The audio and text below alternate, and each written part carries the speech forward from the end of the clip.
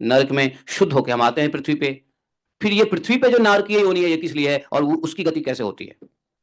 आपने कभी सोचा विचारा है? नहीं विचारा तो सोचो, और सोचोगे क्या? आप सुन लो, मैं बता देता हूं। कोई भगवान का भजन करते हुए भी अगर भोग की इच्छा रखता है तो भगवान ऐसे भक्तों को पृथ्वी पे ही रखते हैं और भोग के लिए अलग अलग शरीर देते हैं, और भोग करने के बाद फिर वो भक्ति करेगा, फिर भगवत धाम जाएगा।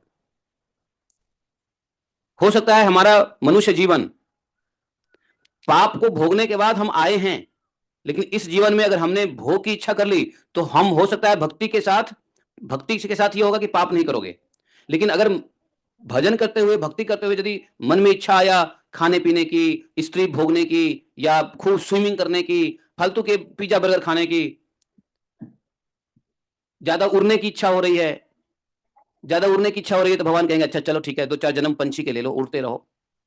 ज्यादा तैरने की इच्छा हो रही है, एक्वेटिक लाइफ में चले जाओ, कुछ जीवन मछली उछली में बिता लो। अगर जो लोग बेकार खाने की इच्छा करते हैं तो उनको ऐसी जीवन मिलेगा, ऐसा शरीर, भोग शरीर मिलेगा कि गंदी चीज खाते रहो।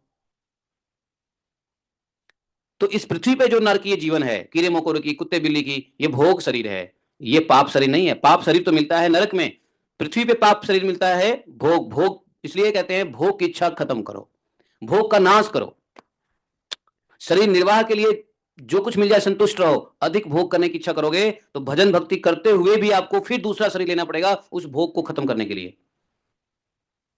हम भक्ति कर रहे हैं लेकिन फिर भी स्त्रियों के चिंतन कर रहे हैं, एक शरीर बंदर में लग मिलेगा, चलो बंदर बन जाओ। बंदर बहुत स्त्री भोग करता है, दिन में बंदर जानते हो 4 से 5 बार स्त्री संग करता है बंदर। तो ऐसे कामी खली पुरुष को बंदर योनि में जाना पड़ता है।